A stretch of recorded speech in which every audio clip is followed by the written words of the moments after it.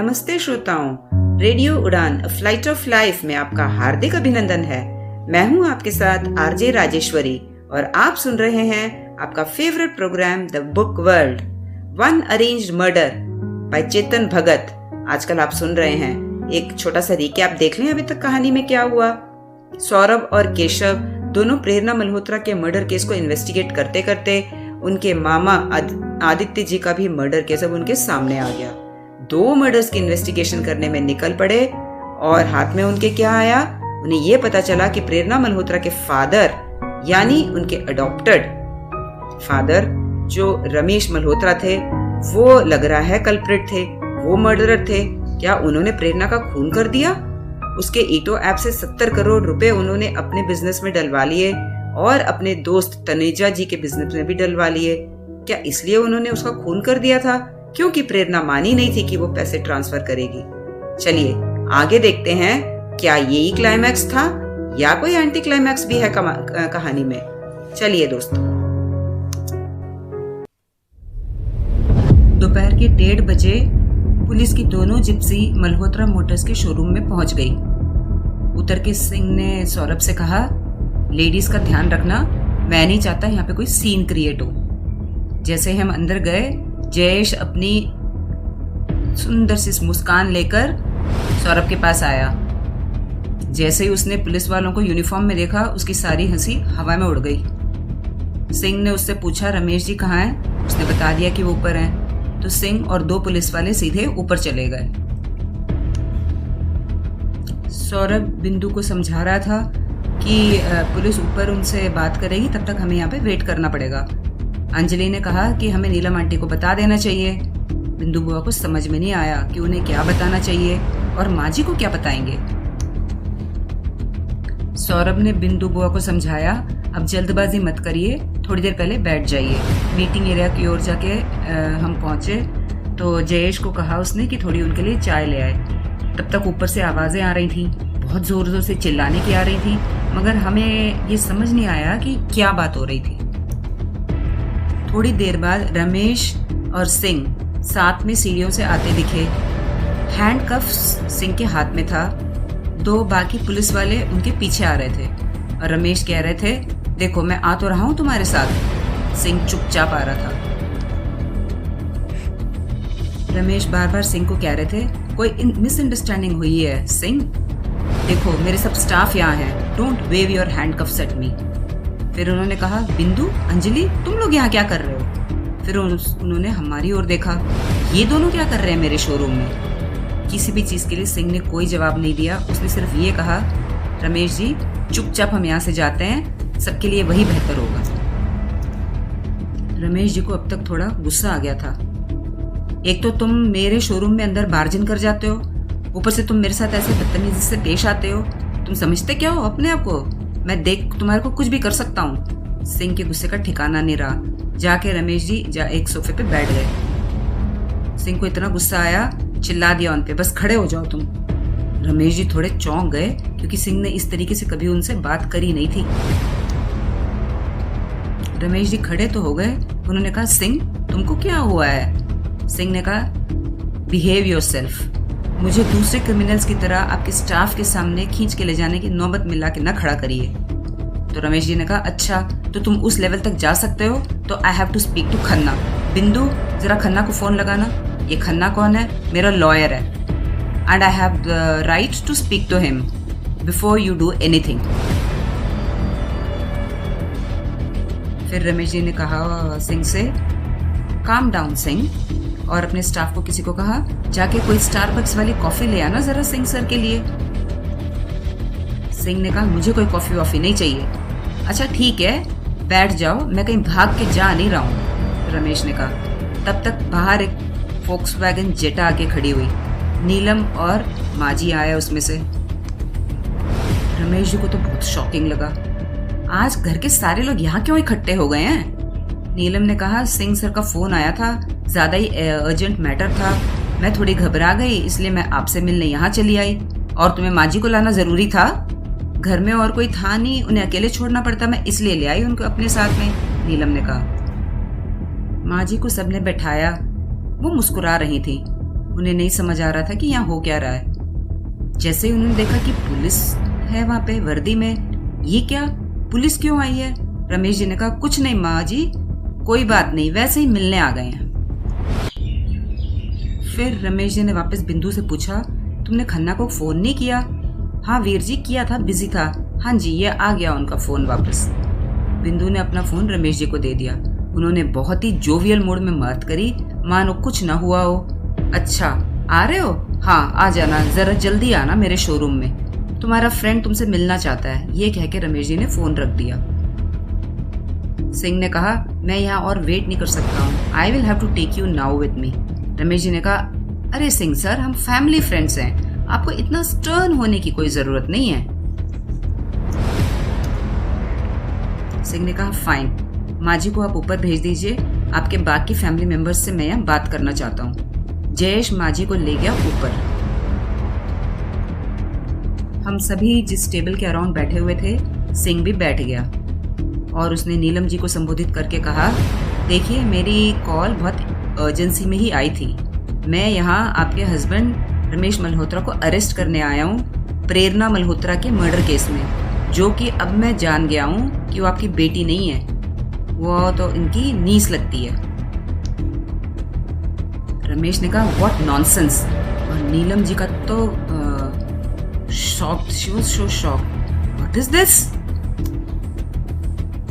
बिंदु ने नीलम के हाथ पकड़ लिए। सिंह ने कहा, ड्रामा न क्रिएट करिए और जो मैं बोल रहा हूँ वो सुनिए। बिंदु जी को सब पता है, ये आपको एक्सप्लेन करेंगी। रमेश जी समझ गए।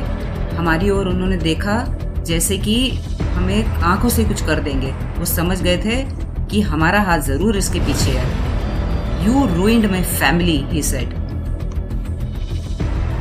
सिंह ने रमेश जी की ओर देख के बोला, तो रमेश जी, क्या आप कन्फेस करते हैं कि आपने प्रेरणा मल्होत्रा को मारा है और 70 करोड़ रुपीस उसके अकाउंट से आपने स्विंडल करे हैं? रमेश जी को बहुत गुस्सा आ गया। शट अप सिंह, मैं कोई कन्फेशन नहीं कर रहा हूँ, वैसे भी मेरे लॉयर ने मुझे कुछ भी बात करने के लिए मना किया है। सिंह का चेहरा फीका पड़ गया, बहुत गुस्सा आ गया, सीधा एक ही झटके में खड़ा हुआ और हैंडकफ्स को रमेश जी के हाथ के अराउंड उन्होंने क्लोज कर दिया, यानी लॉक कर दिया, और खड़े होके बोला कि खन्ना को आना है तो अब वो आपके नए घर में आके आपके मिल सकता है, यानी कि जेल में आके।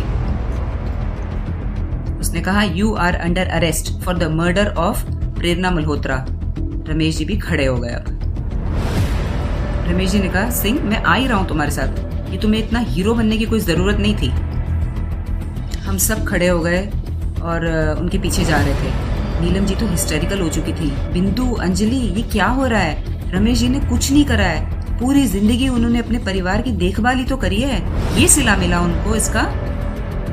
रमेश जी कह रहे थे, सिंह तुम्हें ये महंगा पड़ेगा, देख लेना, मैं थोड़ी देर में बेल से मैं वापस आ जाऊंगा, उसके बाद तुम्हें इसका चुकाना पड़ेगा जो तुम कर रहे हो अभी मेरे साथ। सिंह ने रमेश को धक्के से बाहर दे दिया शोरूम के।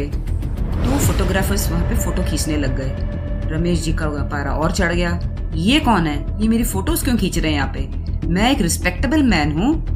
2 कांस्टेबल्स ने आके रमेश जी को वैन के अंदर कर दिया। सिंह कह रहा था, I like this media thing, बहुत अच्छा लगा मुझे नहीं पता इसके बारे में था, ये तो राणा सर का आइडिया था। और वो ब्लिंक करके चला गया गाड़ी में।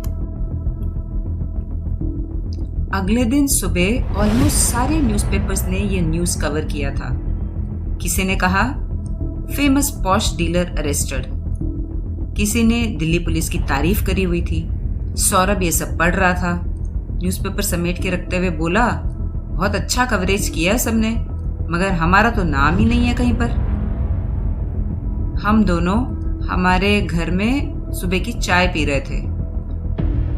मैंने सौरभ से कहा, हम वहां वेट थोड़ी कर रहे थे कि हम इंटरव्यू देते, इसलिए हमारा नाम नहीं आया। सौरभ ने कहा, फिर भी पूरा केस तो ऑलमोस्ट हमने सॉल्व किया है, सिंह को कम से कम हमारे बारे में कुछ तो बताना चाहिए था। हमारे पूरे घर में कार्टन्स में सामान पैक हो रहे थे, इधर उधर सब जगह कार्टन्स पड़े हुए थे। एक ही हफ्ता और बाकी था हमारा लीज खत्म होने का और हम दोनों शिफ्ट कर रहे थे। मुझे सौरभ की थोड़ी चिंता होने लग गई थी। रमेश जब से अरेस्ट हुए थे, सौरभ ने ज्यादा कुछ रिएक्ट किया ही नहीं था। उसकी लेडी लव को जिस आदमी ने मार दिया, सौरभ का कोई रिएक्शन नहीं था। मुझे इस बात की थोड़ी चिंता होने लग गई थी। ये लग रहा था कि वो कुछ तो छुपा रहा है। मैंने उसको पूछा, मैं देख रहा हूँ तुम ज्यादा कुछ रिएक्ट नहीं कर रहे हो। उसने कहा, रिएक्ट क्या करना था? उसने मारा था, पकड़वा दिया उसको, एक और केस हमने सॉल्व कर दिया। तो मैंने कहा, फिर भी तुम्हें कुछ भी फीलिंग नहीं आई उसके बारे में? तुमने कुछ भी उससे कहा भी नहीं, रमेश से भी? क्या कहना था? मुझे तो उससे बात करने का भी मन नहीं कर रहा था। आई did not even like him. जो उसने किया उसको उसका भुगतना पड़ेगा। हमने एक और केस सॉल्व कर दिया, हमें अब आगे बढ़ना पड़ेगा जिंदगी में। हमारे सामने बॉर्बन बिस्किट्स रखे हुए थे। सौरभ ने उसे हाथ ही नहीं लगाया था। This was very unlikely of him. कुछ तो बात थी जो उसे ट्रबल कर रही थी। चुपचाप खिड़की के बाहर देखने लगा और फिर कहने लगा, देखो उस फैमिली ने कितना लूज किया है। पहले प्रेरणा, फिर आदि, अब रमेश अंकल भी जेल में चले गए। अब उस फैमिली का क्या होगा पता नहीं। मैं तो इमेजिन करता था कि मेरी वहाँ शादी हो जाएगी, हम सब साथ में बैठ के खाया पिया करेंगे, बहुत सारा फन विल हैव। अब तो ऐसा कुछ भी नहीं होगा ना। And I feel very bad for the family.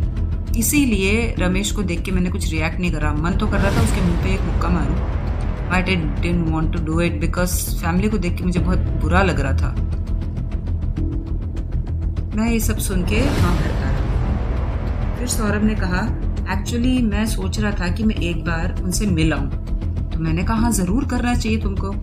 अगर तुम्हारा दिल कहता है कि तुम्हें उनसे मिल के उन्हें सांत्वना देना चाहिए तो तुम्हें जाना चाहिए। मैं भी तुम्हारे साथ तुम्हें अकम्पनी करूंगा। Saurabh was very surprised. उसने मेरे से पूछा, तुम दिल की बातें कर रहे हो? मैंने कहा, हाँ, मैंने अब रियलाइज कर लिया कि लाइफ को मशीन की तरह जिया नहीं जा सकता। सबके पास इमोशंस होते हैं, तुम्हारे पास भी है, मेरे पास भी है।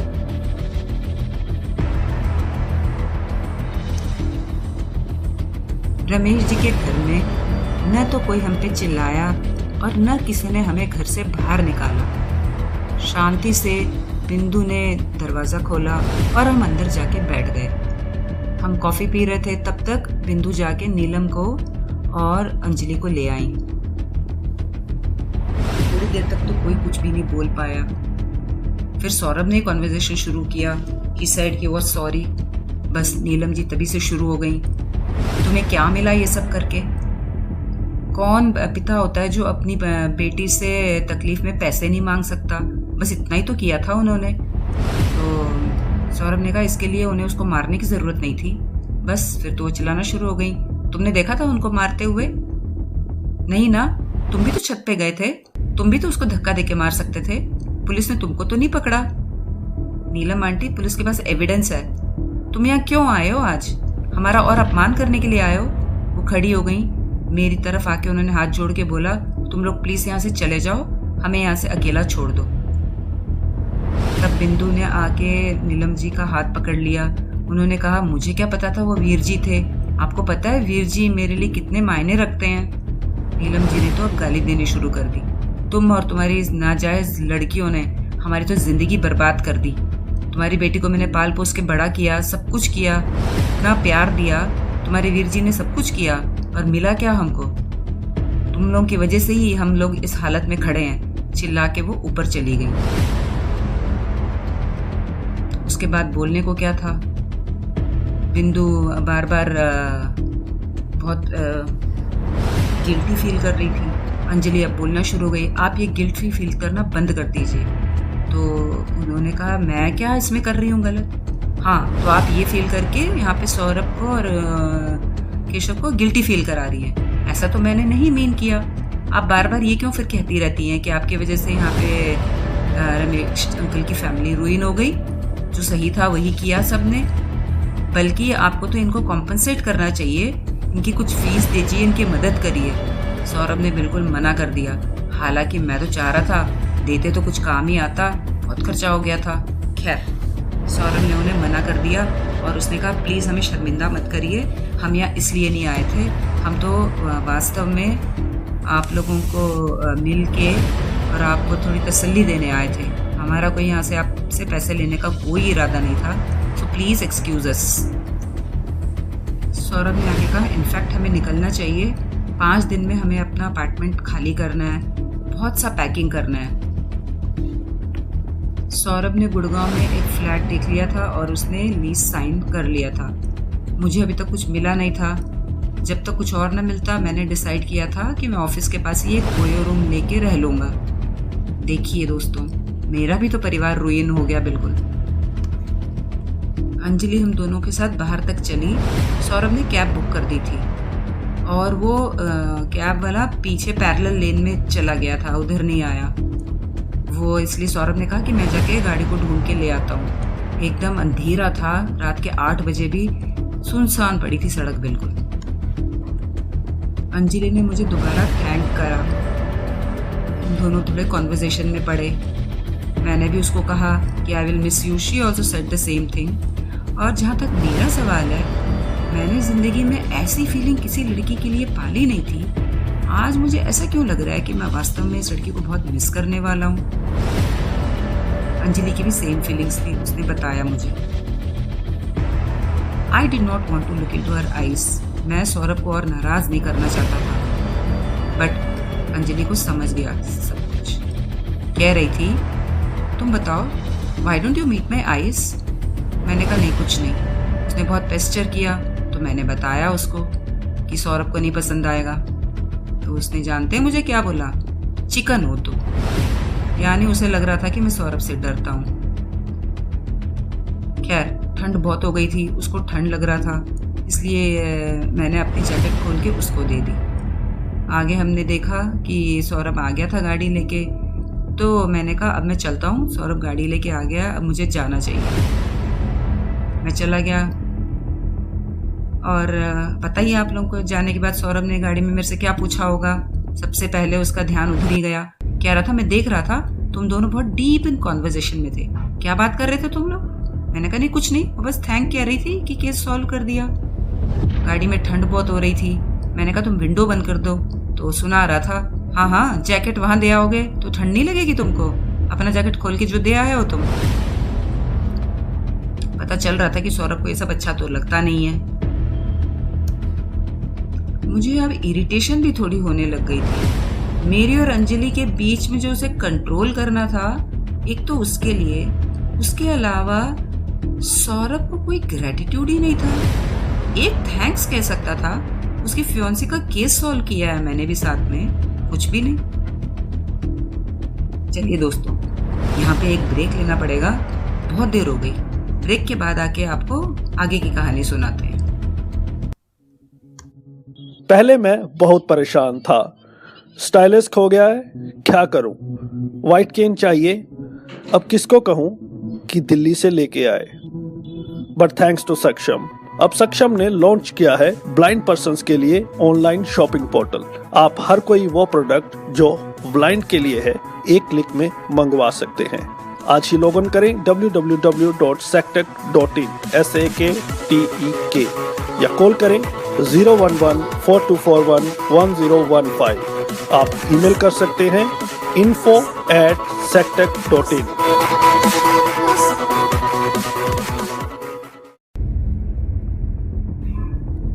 Welcome back to one arranged murder on the book world. तो दोस्तों, आप लोग ये सोच रहे हैं कि कहानी में अब क्या रखा है, मर्डरर तो पकड़ा गया, ये तो क्लाइमैक्स था। आप लोग चेतन भगत जी के बारे में जानते ही होंगे, अभी तो एंटी क्लाइमैक्स बाकी है। दिल थामे रखिए। रात के तकरीबन 1 बज गए थे। मैं अपने बिस्तर पे लेटा हुआ था, नींद मुझे आ नहीं रही थी। अंजलि की बातें मेरे कान में गूंज रही थी। क्या मैं सच में हैंडपैक्ड हूँ या मैं उसे चाहता हूँ और उसे एक्सेप्ट करने को डरता हूँ। खैर, now I can reestablish a connection with her, isn't it. तब मेरा फोन बजा, यानी मैसेज का पिंग आया। अंजलि का ही था। आपस में हमारे मैसेजेस एक्सचेंज हुए। अल्टीमेटली यही निष्कर्ष निकला कि हम अगले दिन घर पे मिलेंगे। यानी मैसेजेस में मैंने भी एक्सेप्ट किया कि I like her and she also accepted it. So next day, यानी अब तो आधी रात हो चुकी थी, सुबह होने के बाद 11 बजे वो मालवीय नगर घर में ही मेरे से मिलने आएगी, ये डिसाइड हो गया। सुबह सौरभ आके मेरे सामने खड़ा हो गया, कहने लग गया तुम ऑफिस चल रहे हो, 4 मिनट में कैब आ रही है। मैंने कहा मेरी तबीयत नहीं ठीक है, मुझे जरा बुखार हो रहा है। हाँ, अपनी जैकेट बांटते फिरोगे तो? अरे वो कांप रही थी ना। चलो कोई नहीं, whatever, are you coming और shall I go to office? मैं घर से वर्क कर लूंगा आज, तुम जेकब को कह दोगे प्लीज? सौरभ अपने पीछे दरवाजा बंद करके चला गया। सुबह 11:15 बजे डोरबेल बजा। अंजलि आ गई थी। वो अपना एक जैकेट पहन के आई थी एंड एज यूजुअल अंदर एक टैंक टॉप, नीचे शॉर्ट्स था। अंदर आके जब मैंने उसे कॉफ़ी या टी ऑफर किया तो ऑब्वियसली शी प्रेफर्ड बियर। उसने बियर सिप करते हुए हैंड रोल सिगरेट्स निकाल लिया और स्मोक करने लगी। She offered me also. मैंने मना कर दिया कि ये मुझे नहीं सूट करता। मैं अपनी आंखें अंजलि के ऊपर से हटा नहीं पा रहा था, स्पेशली आज घर पे हम दोनों अकेले। It was impossible. खैर, मैंने अपना लैपटॉप निकाल लिया, साइबर सिक्योरिटी का लॉगिन करके मैं अपना काम करने लग गया। अंजलि भी अपना आर्टिकल लिख रही थी, लैपटॉप लेके आई थी। हमारी बात हुई थी कि हम पहले अपना काम फिनिश करेंगे। अगले 1 घंटे तक हमारे लैपटॉप की खटखट की आवाज़ ही आती रही और हम अपना काम करते रहे। काम खत्म होने के बाद हमने डिसाइड करके लंच ऑर्डर किया, चाइनीज़। अपना बियर का बॉटल वो फिनिश कर चुकी थी और मांग रही थी, तो मैंने 2 और बॉटल्स लाके उसको रेफ्रिजरेटर से दे दिया। अंजलि अपना बियर पीते हुए सोफे पे बैठ के बोल रही थी, यहाँ पे बहुत शांति है, घर में things are not at all normal. Neelam aunty mummy को सुनाती रहती है और मम्मी उनसे बार बार माफ़ी मांगती रहती है। वो लोग सीधे मुंह तो हमसे बात करते ही नहीं है। माँ जी को अभी भी कुछ नहीं पता है और कोई माँ उनको बताना भी नहीं चाहता है। अभी भी घर में सब एक दूसरे से चीज़ें छुपाते ही रहते हैं। तब तक अंजलि वो 2 बॉटल्स बियर के भी फिनिश कर चुकी थी और मांग रही थी, तो मेरे पास सिर्फ वोडका था, मैंने लाके वो दे दिया उसको। Anjali kept talking to me. लग रहा था कि वो मुझे प्रोवोक कर रही है, but eventually she started crying. मैंने उसको टिश्यू पेपर वगैरह दिया, समझ में नहीं आया क्यों रो रही थी। फिर बोलने लग गई, मैं विलन हूँ इन सब चीज़ में। मैंने कहा ऐसा तो कुछ नहीं है। तो बस वो सब यही कहानी शुरू हो गई कि घर में सब ऐसे ट्रीट करते हैं, हमें चुप बैठना चाहिए था, एक मेरी सिस्टर का खून हो गया तो हमें कुछ कहना नहीं चाहिए था क्या? ये सब बातें होती रही। उसके बाद उसने कहा, तुम्हें पता है ना रमेश अंकल बाहर आ जाएंगे? मैंने कहा बेल में? तो उसने कहा हाँ। मैंने कहा तो वो तो कोई सोल्यूशन नहीं है, अल्टीमेटली केस तो ट्राई होगा कोर्ट में और उनको पनिशमेंट तो मिलनी चाहिए। उसके बाद थोड़ा अपने आप को कंपोज कर लिया अंजलि ने। फिर कहने लग गई कोई म्यूज़िक प्ले करो। तो मैंने कॉफ़ी टेबल के नीचे ब्लूटूथ स्पीकर निकाल लिया और मैंने उसे अपने फ़ोन के साथ कनेक्ट कर दिया। मेरे फ़ोन का मोबाइल का म्यूज़िक ऐप मैंने खोल के दे दिया। उसने एक सिलेक्ट करके एल्बम लगा दिया, बहुत सेडक्टिव म्यूज़िक ही था। मैंने पूछा कौन सा एल्बम है? उसने कहा 50 शेड्स डार्कर।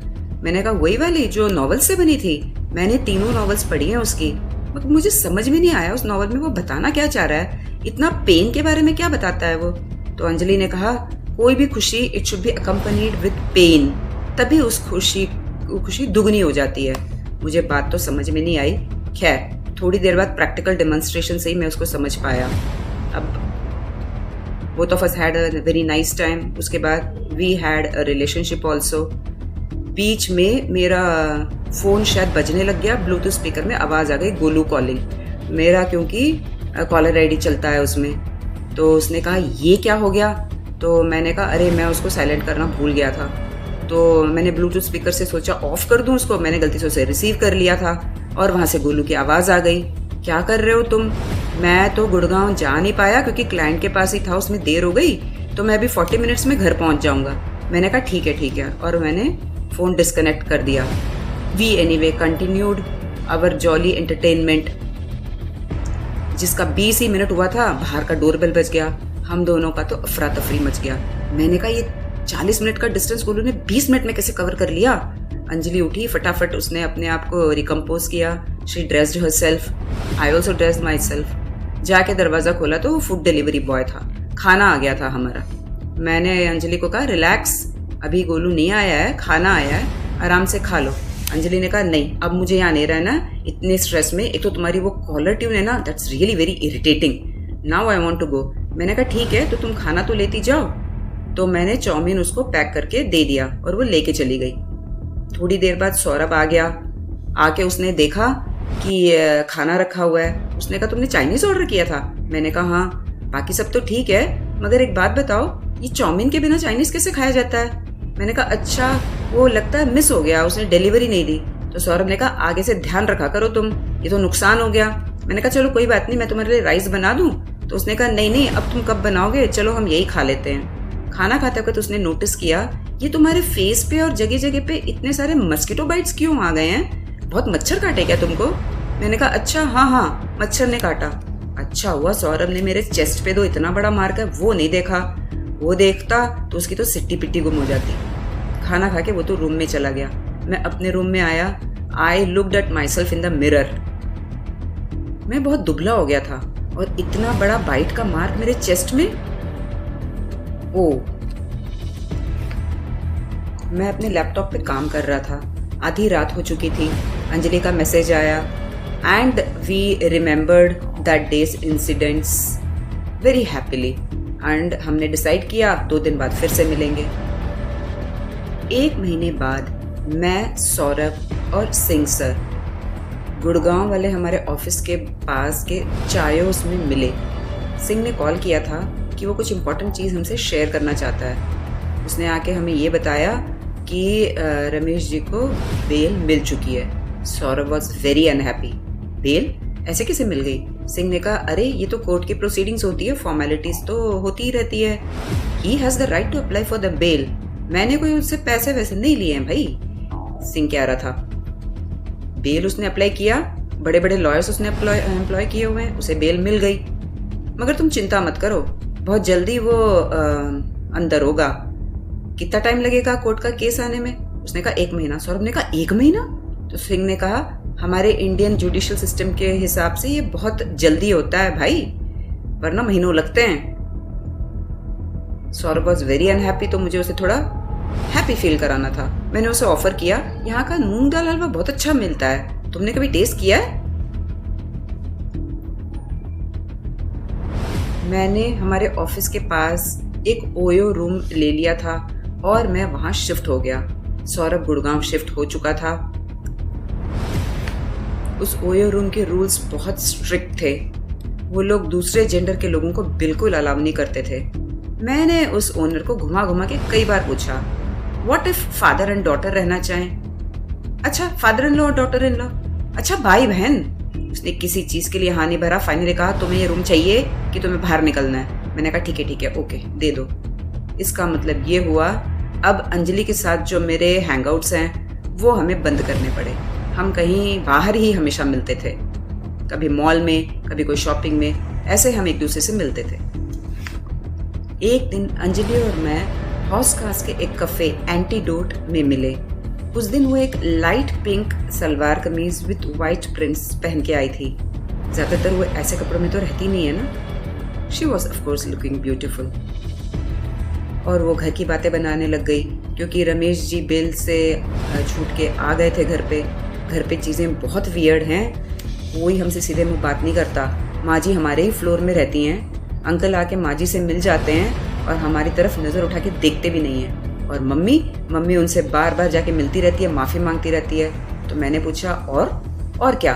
और वो लोग मम्मी की इंसल्ट करते रहते हैं। सच में मैं तो वहाँ से बाहर निकलना चाहती हूँ, अंजलि ने कहा, मगर मैं और मम्मा अभी बाहर अकेले रहना अफोर्ड नहीं कर सकते ना। तो मैंने कहा तो तुम्हें क्यों निकलना है बाहर? बस अब कोर्ट की ट्रायल शुरू हो जाएगी और उनको पनिशमेंट मिल जाएगी।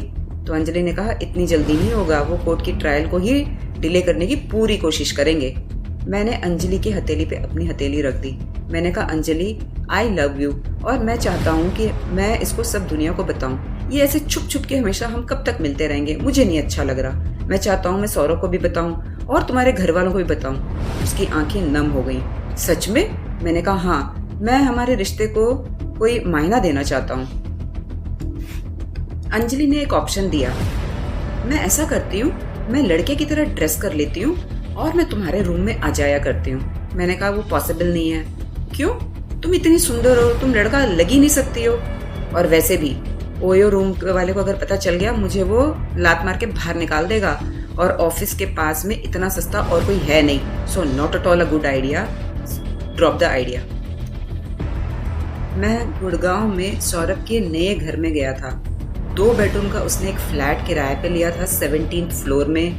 बहुत फैंसी सोसाइटी फ्लैट्स थे जिसमें कि पूल और जिम भी था। एंड आई कैन बेट कि वो जिंदगी में कभी वो पूल और जिम यूज नहीं करेगा। फ्रिज उसने यहाँ पे इतना बड़ा लिया था, पिछले वाले फ्रिज से 3 गुना।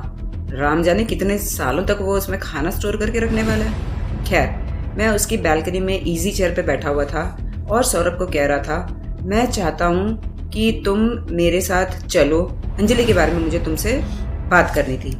उसको तो विश्वास ही नहीं हुआ। अंजलि के बारे में? व्हाट अंजलि के बारे में? मैं उसको ऑफिशियल करना चाहता हूँ और सबको बताना चाहता था। अब मैं छुप छुप के नहीं मिलना चाहता था। उसने कहा, मुझे पहले से ही पता था। मेरे एंगेजमेंट वाले दिन ही मुझे शक हो गया था। नहीं, उस दिन कुछ भी नहीं हुआ था और बाद में हुआ था। हाँ, मतलब कि ये वैसे दूसरी लड़कियों की तरह नहीं है मेरे लिए। What do you mean? तुम्हारे लिए तो टिंडर लड़कियों के आगे तुम्हारी जिंदगी नहीं जाती।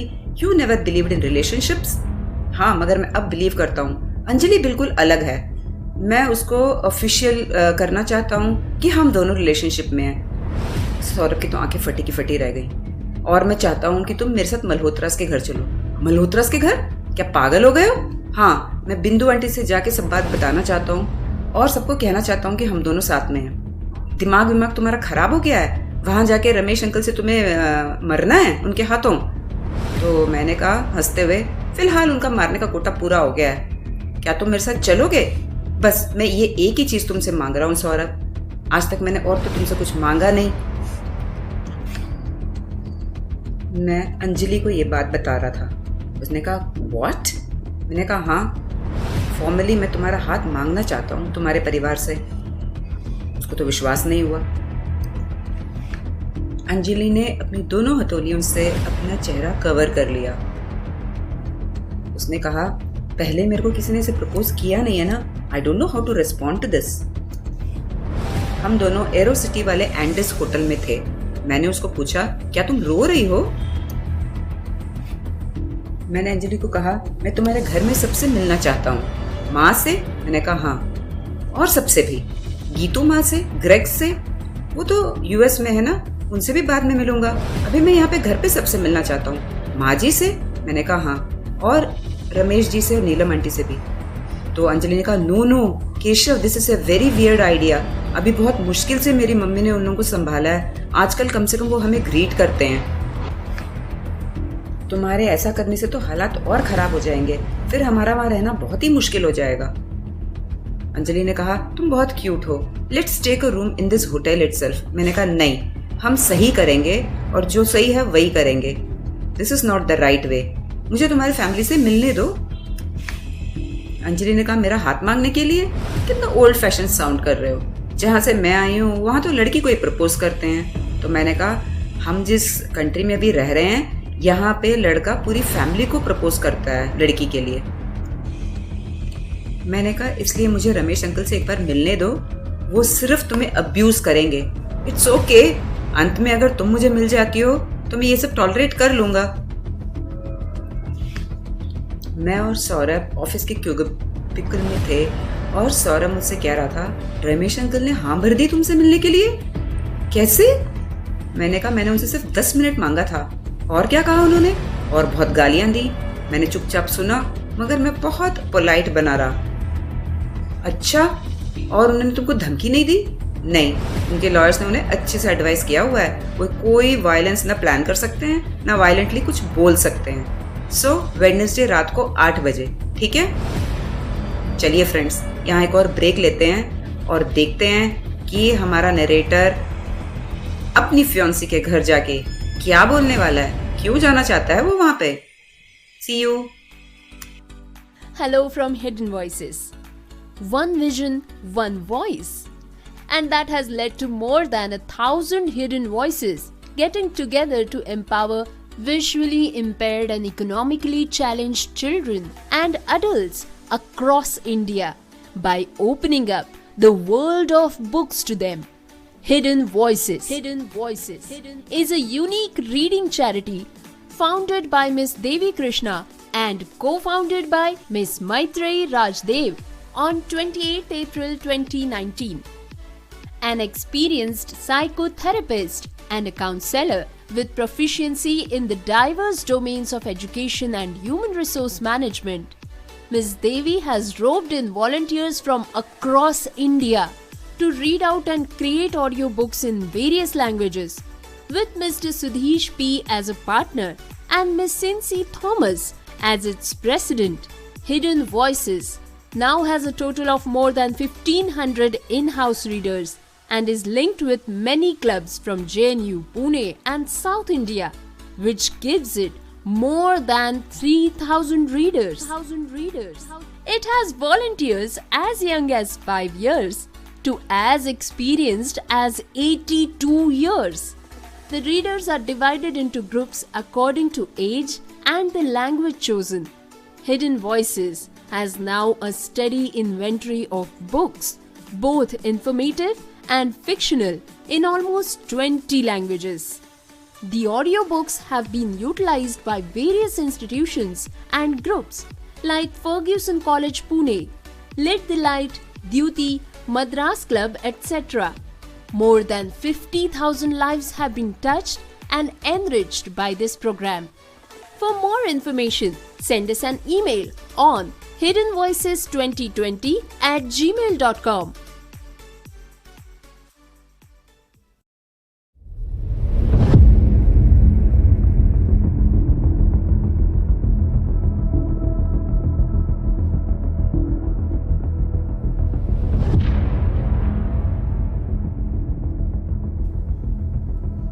मैंने घंटी बजाई।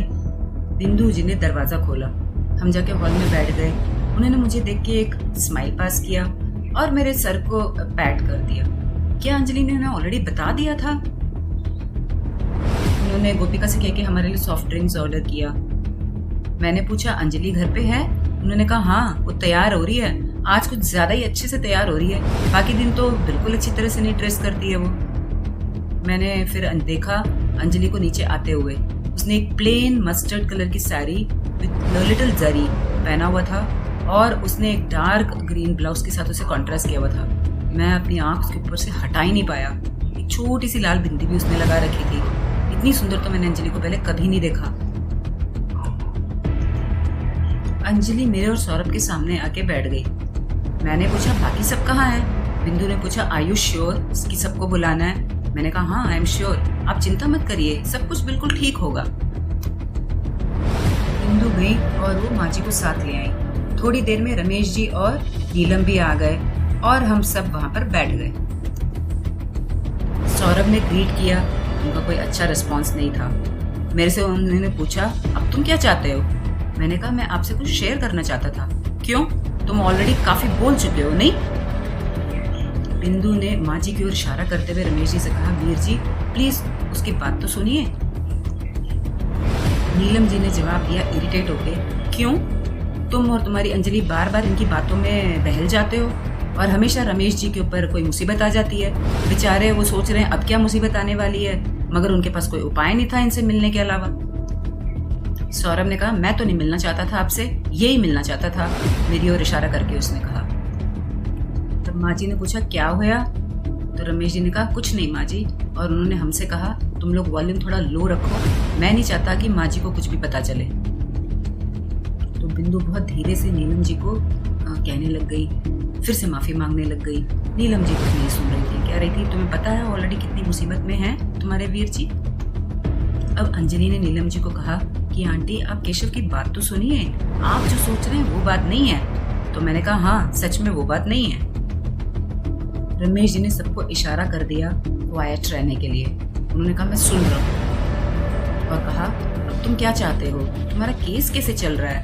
ये मत बोलना कि तुम्हें कोई परवाह नहीं है, तुम तो चाहते हो कि मैं जल्दी जेल में पहुंच जाऊं। तो मैंने कहा no that is not true. Oh it is not? क्या तुम नहीं चाहते कि मैं जेल में जाऊं? हाँ तुम तो ये चाहते हो कि वो मुझे फांसी से लटका दें। नहीं अंकल, मैं नहीं चाहता कि आपको फांसी लगनी चाहिए, इनफैक्ट मैं तो ये भी नहीं चाहता कि आपको जेल जाना चाहिए। मेरी बात सुन के सौरभ भी हक्का बक्का रह गया। रमेश जी ने कहा तुम जो यहाँ बोलने आए थे वो क्यों नहीं बता रहे हो? मैंने बोल तो दिया, क्या यही कि आपको जेल बिल्कुल नहीं जाना चाहिए। रमेश जी ने कहा क्या तुम कोई और जाल बुन रहे हो मुझे फंसाने के लिए? मैंने कहा नहीं। 3 महीने पहले वी लॉस्ट प्रेरणा, उसको मारने वाला इसी कमरे में है। मैंने इतना जोर से बोला ताकि माँ जी भी सुन पाए। माँ जी ने कहा, तुम्हें किलर मिल गया? कौन है वो? नीलम जी ने कहने लग गई, इसकी बात मत सुनिए, और मुझे भी डांटने लग गई, तुम्हें कहा था माँ जी को इससे दूर रखो।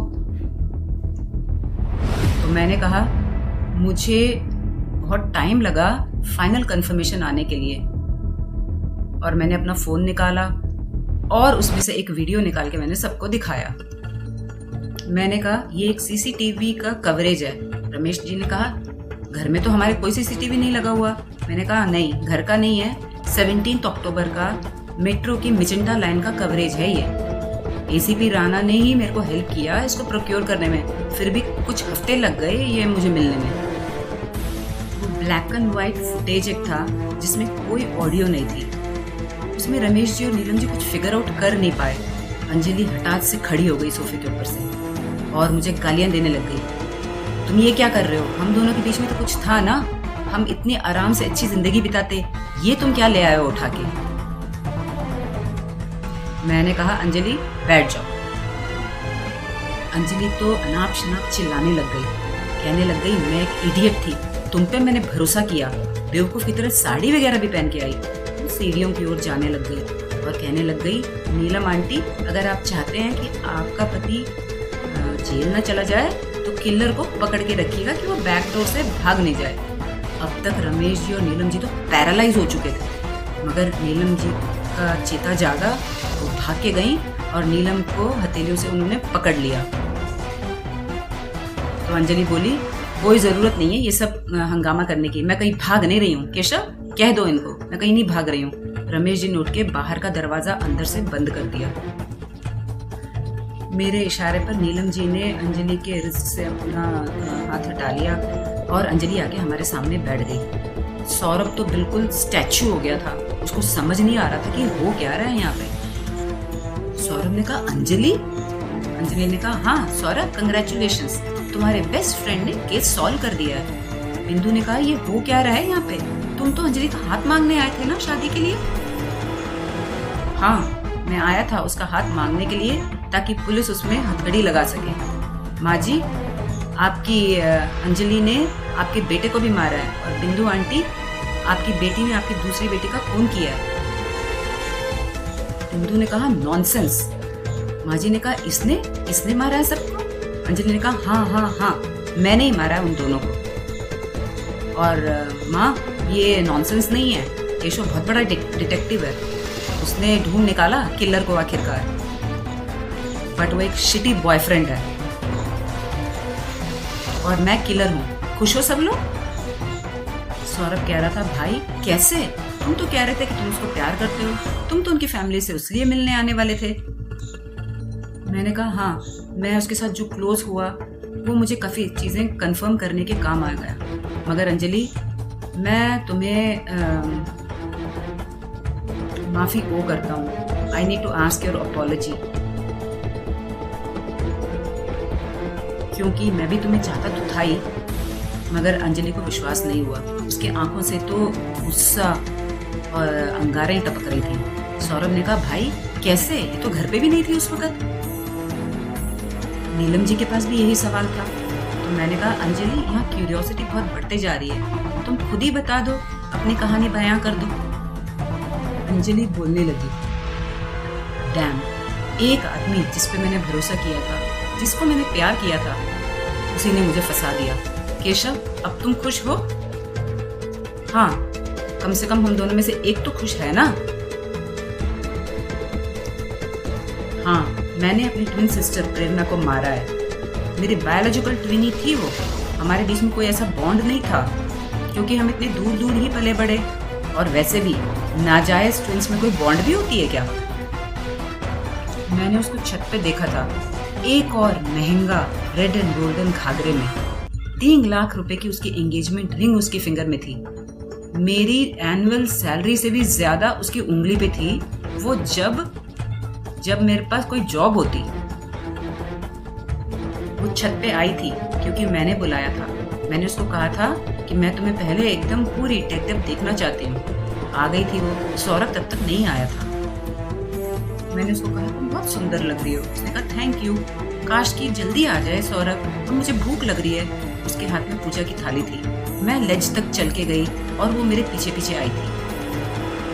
पूरे दिन उसने कुछ खाया नहीं था, उसका व्रत था, फिर भी वो खुशी के मारे फूली नहीं समा रही थी और इतनी बबली थी, लग नहीं रहा था कि उसने व्रत भी किया है। खुश जो इतनी थी वो। उसने कहा अगली करवा चौथ तक तो मैं शादी हो चुकी होंगी और मैं कितनी खुश रहूंगी। मैंने कहा हाँ, मैं तुम्हें दुल्हन के रूप में देखने के लिए वेट नहीं कर सकती हूँ। जरा मैं तुम्हारा मेकअप फिक्स कर दूं, तुम्हारा आईलाइनर थोड़ा स्मज हो गया बाहर। उसने कहा अच्छा। मैंने कहा हाँ, तुम अपनी आंखें बंद करो। मैंने उसको ये भी कहा था कि ये थोड़ा अंधेरा है, तुम अपना फोन मुझे दे दो, उसकी फ्लैशलाइट में यूज करके ठीक कर देती हूँ। मेरा मैं नीचे ना चार्जिंग के लिए छोड़ आई। वो आईफोन 17 प्रो मैक्स था, पिछले महीने ही रिलीज हुआ था, 1 लाख का फोन था वो। मैंने फ्लैशलाइट उसके मुंह के सामने दिखा के उसका अपने टिश्यू पेपर से उसके आईलाइनर ठीक करने की कोशिश करी, तो कहा था कि तुम आंखें बंद रखना। फिर मैंने कहा मैं जरा टिश्यू पेपर अपने वाटर बॉटल से गीला कर लूं, तुम अपनी आंखें मगर बंद रखना, मैं इसे गीला करके आती हूँ। मैंने बहुत जल्दी एक्ट किया। फोन उसका मैंने नीचे रखा और बिल्कुल पीछे तक गई और पूरे फुल फोर्स से हाथ सामने रख के मैं उसकी ओर भाग के आई। मेरे दोनों हाथ साइमल्टेनियसली उसके ऊपर जाके धक्का मार दिए और आई होप कि वो पूरा नीचे टॉपल हो जाती, मगर उसका अपर बॉडी लेज के उधर होके रह गया। उसका लेफ्ट लेग जमीन से ऊपर उठ चुका था, राइट लेग नीचे जमा हुआ था, उसका बैकबोन पूरा दीवार के ऊपर जाके टकरा गया था, जिसकी वजह से दर्द के कारण वो चिल्ला उठी। डर और कंफ्यूजन प्रेरणा के चेहरे पे था। उसने कहा अंजलि क्या कर रही हो तुम? वो वापस खड़े होने की कोशिश करती, उसके पहले मैं फटाफट ऑपोजिट साइड में भागी और दोबारा मैंने उसकी ओर दौड़ लगा के उसके ऊपर चार्ज किया। इस बार मैंने उसको धक्का दिया और सीधे नीचे जाके गिरी थड। बस 5 सेकेंड लगे, सब कुछ वहीं खत्म हो गया। उसका आईफोन मैंने उठाया, ईंट से उसको जी भर के मार के उसका चूरा कर दिया। उसका स्क्रीन स्मैश हो गया और फिर मैंने नीचे देखा, अभी तक किसी और ने उसको नोटिस नहीं किया था प्रेरणा की बॉडी को। उसका फोन मैंने उसी के पास उठा के फेंक दिया। मैंने घड़ी देखी फटाफट, 10 मिनट बच रहा था मैं अपनी मीटिंग पॉइंट पे पहुंचती उसके लिए। नीचे क्या हुआ क्या नहीं वो सब देखने के लिए मेरे पास कोई समय नहीं था। मैं फटाफट भागी, सबसे नीचे जाना चाहती थी, मगर मुझे पैरों की आवाज आ गई, तो मैंने आदि के रूम की चाबी निकाली और उसका अपार्टमेंट का दरवाजा खोल के मैं उसमें चली गई। मुझे उसकी म्यूजिक बजाने की आवाज आ रही थी आदि की उसके स्टूडियो से। आदि ने पूछा तुम अंजलि वापस आ गई, तुम्हारा ट्रिप कैसा था? आदि उठे और उन्होंने मुझे किस किया। He kept on wanting to kiss me, but मेरे पास इतना समय नहीं था। मैंने आदि को कहा ट्रिप तो अच्छा था, मगर मैंने कर दिया। क्या कर दिया? बाहर नीचे पड़ी है वो। आदि फटाफट भागा, बैल्कनी से उसने नीचे देखा और फिर मेरे को कहा अंजलि ये तुमने क्या किया? जब तुम मुझे बताती थी तो मुझे लगा तुम बस अपना फ्रस्ट्रेशन निकाल रही हो, तुमने तो सचमुच में कर दिया। आदि मैंने बोला था मैं जो बोलती हूँ वो कर देती हूँ, तो अब क्या होगा? अंजलि ने कहा अब मुझे जल्दी जाना पड़ेगा, यू बेटर गो, और सबसे पहले तुम बॉडी के पास पहुंचो। उसने कहा क्यों, मैं पे सबसे पहले क्यों जाऊं? तो मैंने कहा उसके उंगली में 3 लाख रुपए की रिंग है। आदि की आंखें चमक गईं। 3 लाख रुपए मतलब उसको तो बहुत ड्रग्स आ सकता था उसमें। तो आदि ने कहा फिंगरप्रिंट्स तो पहचाने जाएंगे। तो मैंने उसको कहा तुम्हारे किचन में किचन ग्लव्स पड़े हुए हैं, वो ले जाओ। मैंने उसको बाय कहा, उसकी चीक्स पे एक किस करके और मैं वहां से निकल गई।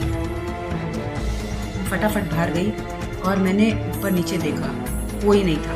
मैंने स्पॉन्ज वाले स्नीकर्स पहने हुए थे, इसकी वजह से बहुत आवाज़ कम आ रही थी मेरे पैरों से, ना के बराबर आवाज़ आ रही थी। जब मैं फर्स्ट फ्लोर पे पहुंची तो मुझे मेज़लाइन फ्लोर से किचन से आवाज़ें आ रही थी, कोई बर्तन लेके नीचे जा रहा था। मैं डर गई थी कि गोपिका मुझे देख नहीं लगी। चुपचाप एकदम अंधेरे में मैं लिविंग रूम के अंदर घुस गई। माँ जी वहाँ सोफे पे बैठ के नींद में सो रही थी। अंदर घुसते से शेल्फ के ऊपर मेरा पैर टकरा गया, तो माँ जी ने पूछा कौन है वहाँ पे, और वो अंधेरे में अपने स्पेक्टिकल्स ढूंढने लग गई। तब तक मुझे नीचे से ऊपर आने के पैर की आवाज़ आई और वो गोपिका की थी जो कि मेज़ानीन में किचन में चली गई। चुपचाप मैं नीचे उतर के गई और with in a few seconds पीछे के दरवाजे से मैं बाहर की गली में जा चुकी थी। मैं फटाफट भागी जो मैंने ऑटो खड़ा कर रखा था उसके पास। उसको मैंने बोला, हो गया मेरा काम, चलो अब मुझे वापस सुखदेव विहार मेट्रो स्टेशन ले चलो। 7:59 को यानी 5 मिनट में मैं मेट्रो स्टेशन पहुंच गई और मेरे उबर ड्राइवर को मैं खोज रही थी। वहां पतंजलि के आउटलेट के पास ही मैंने उसको छोड़ा था। 3 मिनट में वो ड्राइवर आ गया और उसने कहा, ओ मैडम आपका काम हो गया? तो ड्राइवर ने कहा, ओ दैट्स गुड, क्या आपका लगेज बिल्कुल सेफ है, मैं उतार दूं आपका लगेज? तो मैंने उसको कहा, ओ मुझे अब ना पास में ही जाना है, A956। तो उसने कहा, आपने डेस्टिनेशन तो पहले डाल दिया था ना? तो मैंने हाँ कहा, अंदर चढ़ गई। मेरा इतना बड़ा बैकपैक वहीं था, उसके अंदर से मैंने मेरा फ़ोन निकाला और रीचेक कर लिया। मेरा डेस्टिनेशन जो डला हुआ था वही था उसमें, यानी A956 new friends colony. Driver ने कहा, मैम हम 5 मिनट में वहाँ पहुँच जाएंगे। अंजलि की फ्लैशबैक की कहानी यहाँ खत्म हुई। बिंदु शॉक्ड थी, कहने लग गई, अंजलि ये तुम क्या बोल रही हो? हाँ माँ, मैं तुम्हारी नालायक और मर्डरर डॉटर हूँ, सॉरी अबाउट दैट। बिंदु तो टूट गई, बहुत रोने लग गई। तुमने मेरी प्रेरणा को मार डाला? यस माँ, तुम्हारी प्रेरणा जिसको तुमने अपने पास रखा था। मुझे तुमने कैसे उठा के भेज दिया माँ? क्या तुमने कॉइन टॉस किया था कि मुझे भेज दिया जाए? बिंदु तो समझ ही नहीं पाई कि ये क्या बोल गई। क्या बोल रही हो तुम? फिर वो नीलम जी को देख के बोली, भाभी ये क्या बोल रही है, इसने मेरी प्रेरणा को मार डाला?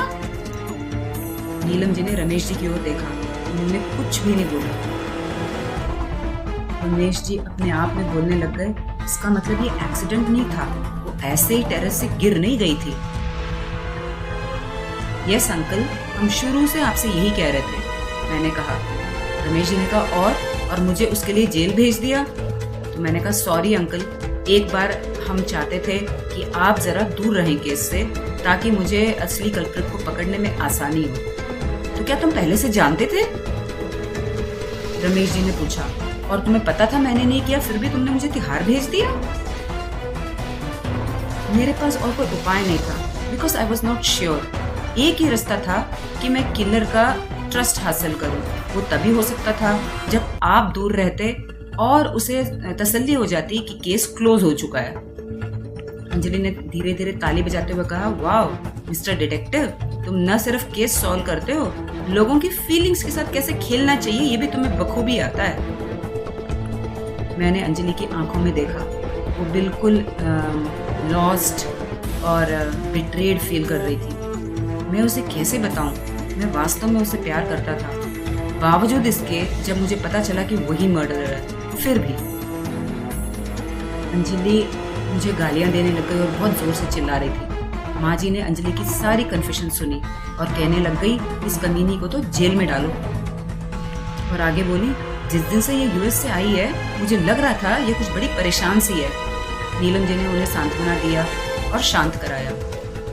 रमेश जी ने कहा, इन्हें ऊपर ले जाओ। तो माँ जी ने कहा, नहीं, इस कमीनी ने जो भी किया है मैं सब कुछ सुनना चाहती हूँ। सौरभ तो पूरा फ्लैबरगास्टेड था।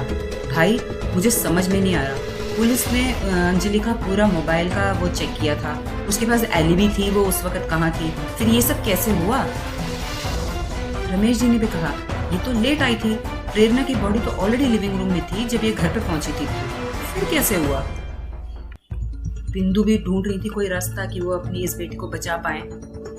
तो मैंने अंजलि को कहा, अंजलि तुम ही क्यों नहीं बता देती हो आगे की कहानी भी? अंजलि फिर बोलने लगी, किसी प्लान की तारीफ तो उससे होती है कि कोई काम मैंने कर भी दिया तो भी लोगों को भरोसा नहीं हो रहा कि मैंने किया। इसी मैंने कितनी अच्छी प्लानिंग करी थी। मैंने तो उस दिन से ही कर दी थी प्लानिंग जिस दिन प्रेरणा ने मुझे करवा चौथ के बारे में बताया था कि वो व्रत करने वाली है। मैं ट्रैक पे निकली उसके 3 हफ्ते पहले मैं और प्रेरणा टेरेस पे खड़े थे। तभी प्रेरणा ने मुझे बताया था कि मैं उसके लिए व्रत करना चाहती हूँ इस करवा चौथ पे। मैंने उसी वक्त गूगल करके देखा, करवा चौथ 17 अक्टूबर को पड़ रहा था। प्रेरणा अपना पूरा प्रोसीजर बता रही थी, वो कैसे व्रत करेगी, फिर रात को ऊपर आएगी, उसके बाद वो सौरभ को देखेगी। और एक उसने स्माइल बड़ी सुंदर सी पास करी और उसने ये भी कहा था कि मैं किसी को ना बताऊं कि कहीं लोग हंसे ना। मैंने गूगल पे मून राइज का टाइम भी चेक कर लिया और टेरेस में घूम फिर के देख लिया। आसपास के घर वाले हमें नहीं देख पाते क्योंकि हमारा घर आसपास के कई घरों से काफी ऊंचा बना हुआ था, उन लोगों का लोअर लेवल पे था। मैंने काठमांडू से आने वाली फ्लाइट्स चेक करी, मुझे शाम को पहुंचने वाली चाहिए थी और हाँ, डोमेस्टिक टर्मिनल 1 पे पहुंचने वाली, जहां से डायरेक्ट सुखदेव विहार की मेट्रो मिल जाए। मुझे कलकत्ता से रूट होने वाली एक फ्लाइट मिल गई। मैंने उसको अपना डाउट पूछा, अगर नीलम आंटी भी फास्ट रखेंगी तो क्या वो तुम्हारे साथ छत पे नहीं आएंगी तो उन्हें नहीं पता चलेगा? तो प्रेरणा ने कहा नहीं, मम्मी डायबिटिक हैं तो वो करवा चौथ का व्रत कर नहीं पाती हैं। उसने ये भी कहा था कि उसी दिन वो सौरभ को हम दोनों के ट्विंस होने की बात बताने वाली थी। फिर उसने कहा क्या तुम अपने ट्रक से वापस आ जाओगी? तो मैंने उसको कहा हाँ, मैं कोशिश करूंगी, मगर हाँ, मुझे तो पक्का आना ही था, ये तो मैंने मेरे मन में धार लिया था। फिर उसने टॉपिक चेंज करके मेरे से पूछा क्या तुम जॉब्स के लिए अप्लाई कर रही हो? मैं उसको बोलना चाह रही थी इसके बारे में मेरे से बात करना बंद करो। मैंने उसको कहा दी, मैं फ्रीलांस करती हूँ। और उसने अपनी आंखें ऐसे रोल करी जो साफ पता चल रहा था कि मेरी और इतनी जजमेंटल हो जाती है वो हमेशा। मेरी भी आंखें वैसी हैं, मैं किसी को ऐसे नहीं जज करती हूँ। वो सोच रही थी फ्रीलांसिंग मतलब वेले बैठे रहना। कुछ और समय से तो मेरी गोद खाली भी थी, कोई काम मुझे मिला भी कहाँ था। उसने मुझे फिर से कहा अगर तुम ईटो में जॉब करना चाहती हो तो। मैंने उसको बीच में काट दिया, नॉट अगेन सिस, मैंने तुम्हें कई बार बोला है, आई एम नॉट इंटरेस्टेड। मैं कोई ऐसे स्टूपिड ऐप के लिए काम नहीं करना चाहती हूँ जो लोगों को खाली अपना मुंह ठूसने के लिए काम आए। उसको बहुत बुरा लगा, उसने अपना मुंह घुमा लिया और उसने कहा ईटो मेरा बेबी जैसा है। मैंने उसे सॉरी कहा। उसने कहा कभी किसी के काम को डिमीन मत किया करो। तुम अगर सोशल इश्यूज के बारे में लिखती हो वो तुम्हें ज्यादा अच्छा बना देता है और एक ईटिंग ऐप है तो वो क्या तुम्हारे नजरों में कम हो जाता है? प्रेरणा फिर अपने ईटो का बखान करने लग गई और हमारे एनवायरमेंटल मैगजीन को डिमीन करने लग गई। ये हर बार हम लोग इसी आर्गुमेंट में पढ़ते थे और मुझे इरिटेशन होती थी। उसने मुझे एडवाइस भी करना शुरू कर दिया, तुम इतनी स्मार्ट हो, तुम कुछ कर लो ना अपनी लाइफ में अच्छा। मैंने कहा मैं जॉब्स के लिए अप्लाई कर रही हूँ। तो उसने मुझे सुनाना शुरू कर दिया कि मैं यूजलेस थिंग्स करती हूँ। एंड देन शी सेड और वो आदि चाचू थी। तो मैंने कहा वो फर्स्ट ऑफ ऑल तो चाचू नहीं है, वो हमारे मामा है। और तुमने कहा तो तुम इसके बारे में किसी से नहीं बात करोगी? तो प्रेरणा ने कहा हाँ, तो मैं तुम्ही से ही तो बात कर रही हूँ सिर्फ उसके बारे में। तुम ये आदतें छोड़ दो, वो तुम्हारे मामा लगते हैं। तो मैंने कहा वो एक बार की बात थी, हमेशा थोड़ी ना मैं ऐसे करती हूँ। तो प्रेरणा ने कहा मुझे पता है वो एक बार की बात नहीं थी, मैंने तुम्हें प्रॉमिस किया था कि मैं इसके बारे में किसी को नहीं बोलूंगी प्रोवाइडेड कि तुम आगे वो नहीं कंटिन्यू करो, मगर तुमने तो नहीं रोका अपने आप को, तुम तो वही काम कर रही हो। मैंने कहा नहीं, मैं नहीं करती हूँ अब कुछ। तो उसने कहा तुम झूठ बोल रही हो। बस उसके बाद मैंने पॉकेट से अपना सिगार निकाल लिया। तो कहने लग गई बहुत अच्छी बात है, जब तुम्हारे पास कोई जवाब नहीं हो तुम गांजा पीना शुरू कर दो। मेरा मन हुआ कि मैंने उसके मुंह पे एक थप्पड़ मार दूं और मैं उसको बोल दूं कि तुम जाके अपनी जो मर्जी जिंदगी बिताओ और मेरी जिंदगी में बिल्कुल इंटरफेयर करना बंद कर दो। मैं जिसके साथ जो मर्जी करूं, तुम्हें क्या लेना देना। मगर मैंने उसे कुछ भी नहीं बोला। एक ट्विन सिस्टर अगर तुमसे बेटर कर रही है तो तुम्हारा कोई हक नहीं बनता होता है ना घर में या किसी चीज में। ये हम दोनों के बीच में डिफरेंस था। प्रेरणा आगे बोलने लग गई, अंजलि वो तुम्हारे अंकल हैं आदि, उनको तो छोड़ दो। मैंने कहा इस घर में कौन रिलेशनशिप निभाता है ऐसे? तो उसने कहा फिर भी ये तो गलत है, क्या होगा अगर पापा को पता चलेगा तो? तो मैंने कहा वो कोई तो हमारे पापा नहीं है, हमें पता ही नहीं हमारे पापा कौन है। प्रेरणा तो बस मुझे देखती रह गई। मैंने कहा रमेश अंकल को कैसे पता चलेगा अनलेस कि तुम बताओ उनको। तुमने हमारे पे स्पाई करी थी तब तुम्हें पता चला। प्रेरणा ने कहा मैंने अभी तक पापा को बताया नहीं है, मगर अगर तुम नहीं चुप रहोगी और आगे कंटिन्यू करोगी तो मैं बता दूंगी उनको तुम्हारे बारे में और आदि के बारे में। मैंने कहा क्या तुम मुझे धमकी दे रही हो? तो उसने कहा अंजलि क्या तुम प्लीज इसको स्टॉप कर सकती हो, हमारे परिवार को बदनामी तो मत कमा के दो तुम ऐसे करके। मैं तो इरिटेट होके वापस जाने लग गई। पीछे से भी वो मुझे एडवाइसेस करती रही। मैं सुन के नीचे चली गई। ये पहली बार नहीं था, ऐसे आर्ग्यूमेंट्स हमारे पहले बहुत बार हो चुके थे। मैं नीचे आदि के रूम में चली गई। उन्होंने मेरे को जो अपनी डुप्लीकेट की दी थी उससे मैंने रूम को खोल लिया और मैं अंदर चली गई। मैं जिस मूड में थी, आदि से मैंने कोकेन मांगा और मैंने लिया। आदि ने कहा तुम ट्रिप के लिए कब जा रही हो? मैंने कहा 1 हफ्ते में। वापस कब आओगी? 3 हफ्ते बाद। 3 हफ्ते बाद मेरा फ्लाइट काठमांडू से दिल्ली एयरपोर्ट 15 मिनट जल्दी आ गया। 6:15 बजे terminal 1 Indira Gandhi international airport में।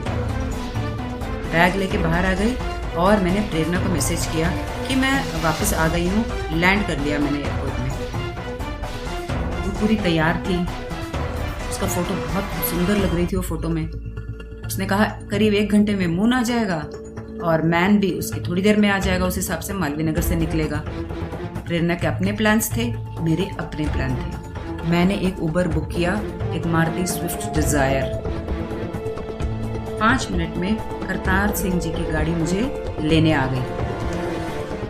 बैकपैक मैंने अपने पास सीट पे रखा हुआ था और डेस्टिनेशन न्यू फ्रेंड्स कॉलोनी को देख के ड्राइवर ने कहा मैडम ट्रैफिक बहुत है, 1 घंटा 15 मिनट दिखा रहा है।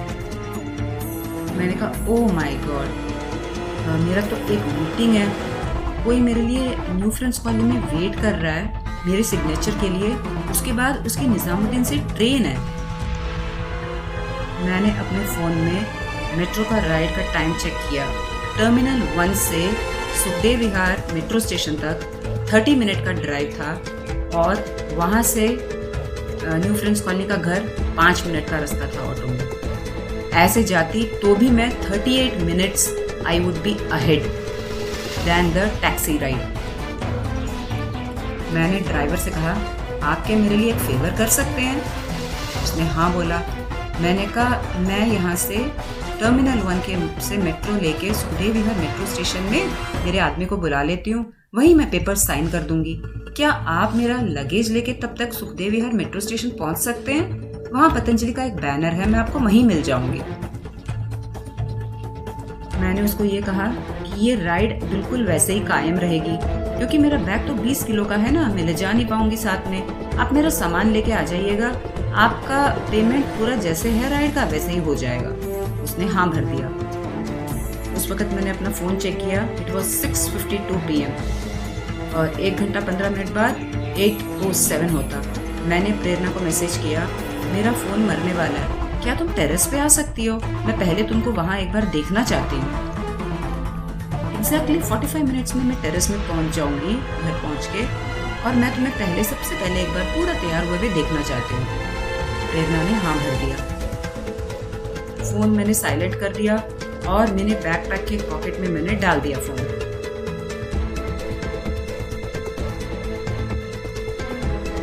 ड्राइवर को एक बार और पतंजलि बैनर का याद दिला के मैं गाड़ी से उतरी और मैंने मेट्रो ली 6:56 PM को। काफ़ी भीड़ थी क्योंकि ऑफिस का टाइम तो शुरू हो चुका था शाम का। जैसे जैसे ट्रेन आगे जाती गई मेरी पुरानी जिंदगी मेरे सामने आ गई। सिएटल में 21 साल पहले डाइनिंग टेबल पे माँ यानी गीतू और मैं बैठे हुए थे। माँ, ये तुम्हारा अमेरिकन फ्रेंड ग्रेग हमारे साथ क्यों रहता है? उन्होंने कहा ये मेरा फ्रेंड नहीं है, सिर्फ तुम्हारा डैड है। गीतू तो अल्कोहल पी रही थी। मेरे लिए एक कैन ऑफ बेक्ड बीन्स और 2 ड्राई पीसेस ऑफ ब्रेड, यही होता था खाने में। नहीं, तुमने तो मुझे कहा था कि जोगी हैं मेरे पापा और वो शिप पे काम करने गए हैं। नहीं, वो शिप पे काम करने नहीं गए हैं, उन्होंने हमें छोड़ दिया है और वो अभी भी सिएटल में टैक्सी चलाते हैं। तुम चुपचाप अपना डिनर कर लो, गीतू ने कहा। तुम रोज मुझे यही दे देती हो, मुझे नहीं अच्छा लगता है। गीतू ने गुस्से में मेरे को देखा। मैंने कहा ये ग्रेग मेरा डैड क्यों होना चाहिए? उसने कहा क्योंकि वो हमारे सब चीज के लिए पे करता है। मैंने कहा जोगी डैड हमें छोड़ के क्यों गए थे? तो गीतू ने कहा चुपचाप अपना खाना खा लो, नहीं तो एक थप्पड़ पड़ेगा तुमको। अब सिएटल 2.5 साल पहले ग्रेग बहुत गुस्से में दरवाज़ा स्लैम करके चला गया। गीतू बहुत गुस्सा हो गई मेरे पे और गुस्से में देख रही थी।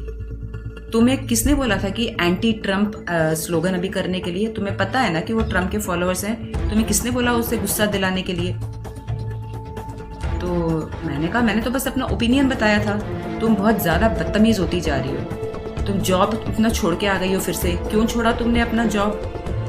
तब तक गीतू के पास ग्रेग के मैसेजेस आ रहे थे। तुम्हें चूज करना पड़ेगा between her and between me. यानी वो गीतू को कह रहा था या तो वो मुझे चूज करें या ग्रेग को चूज करें। मैं तो इतनी गुस्सा हो गई सुन के। माँ, मैं तुम्हारी अपनी बेटी हूँ और वो ऐसे लिख रहा है और तुम चुपचाप सुन रही हो। कौन बेटी? तुम कोई मेरी बेटी नहीं थी। मैंने तुम्हें पाल पोस के बड़ा कर दिया। उस दिन उन्होंने सब कुछ बता दिया, जो कुछ भी हुआ। मेरे तो पैर के नीचे से जमीन खिसक गई। यानी यही कि मैंने तुमको पालने के लिए यहाँ ले आई, इसीलिए जोगी भी मुझे छोड़ के चला गया। अब ये ग्रेग भी मुझे छोड़ के चला जाएगा बोल के वो रोने लग गई। कौन खर्चे पालेगा? कैसे रहूंगी मैं यहाँ पे? तुम्हारी वजह से ग्रेग भी चला जाएगा। मैं तुम्हारे हाथ जोड़ती हूँ, तुम प्लीज यहाँ से चली जाओ। तुम अपना रहने का इंतजाम कहीं और कर लो और तुम अपनी नौकरी कर लो। मेरी तो लिए तो दुनिया पूरी उलट पुलट हो गई। मतलब कि ये मेरी माँ नहीं है? बाप तो ये नहीं था, ये माँ भी नहीं है। फिर मैं कौन हूँ? मैं इनके बीच में क्या कर रही हूँ? मेरी यादें वापस आई। मैं अबैंडन्ड ट्विन थी और प्रेरणा के पास सब कुछ था। मैं जॉबलेस थी। प्रेरणा के पास इतना बड़ा बिजनेस था, उसके पास पूरा फैमिली सपोर्ट था। मेरे पास क्या था? कुछ भी नहीं। उसको बिजनेस के लिए एक के बाद एक फंडिंग के राउंड्स मिल रही हैं और मेरे लिए एक few thousand रुपीस महीने कमाना इतना मुश्किल हो गया। आप खुद तो उसने अपना पार्टनर ढूंढ लिया और मेरी और आदि के बीच में इंटरफेयर करने का उसको क्या हक था? और वैसे भी वो जो सोच रही थी आदि और मेरे बीच में वैसा नहीं था। हम दोनों ही तो अबैंडन्ड थे, दोनों ही फैमिली में अनवांटेड, इसलिए हम दोनों कनेक्ट हो गए। आदि के लिए एक प्रोफेशनल म्यूजिक वीडियो का जो आइडिया लेके मैं आई थी वो भी रमेश अंकल ने साफ मना कर दिया और प्रेरणा के बिजनेस के लिए सब करने के लिए तैयार है। हाँ, मैं एनवियस हूँ, मैं जेलस हूँ। आज इन सब चीज का एक अंत हो जाएगा। कलकाजी मंदिर का स्टॉप आया। मैंने मन ही मन माता को प्रे किया कि मैं जो करने चाह रही हूँ वो गलत तो है, please excuse me for that. मैंने घड़ी देखी तो 7:26 PM। बाहर ऑटो के स्टॉप तक भागी मैं। लंबी क्यू थी। मैंने बहाना किया मेरी तबीयत खराब हो रही है, वॉमिटिंग सेंसेशन हो रहा है, इसलिए मुझे फटाफट एक ऑटो मिला। मैंने उससे बात कर ली कि मुझे 5 मिनट काम है, क्या तुम मुझे वापस मेट्रो स्टेशन ले आओगे? उसने हाँ भर दिया। मैंने उसको कह दिया था कि तुम बैक एंट्रेंस से लेके जाना और उसने वहां ले जाके मुझे खड़ा कर दिया। 10 मीटर और दूर से मैंने खड़ा करा लिया था और उसे कह दिया था कि तुम मुझे वापस लेके चलोगे तो मैं 200 रुपये एक्स्ट्रा दूंगी। मानना ही था उसे। बैक डोर से मैं अंदर गई। सीढ़ी सब खाली थी। सीधा मैं टेरेस पे चली गई। 7:37 हो रहा था। प्रेरणा अभी तक आई नहीं थी। आने ही वाली होगी वो। मैं घड़ी देखती रही। 7:38। अगर सौरभ पहले आ गया तो 7:39। आ गया प्रेरणा, द ब्यूटीफुल ब्राइड ऊपर आ गई। उसने मुझे देख के कहा, अरे अंजलि तुम तो पहले से ही आ गई। अंजलि की पूरी कहानियां खत्म हो। प्रेजेंट में आ गए। नीलम जी ने अपना चेहरा छुपा लिया हाथों में। हे भगवान। माँ जी ने कहा, मैंने तो पहले ही कहा था आया सी।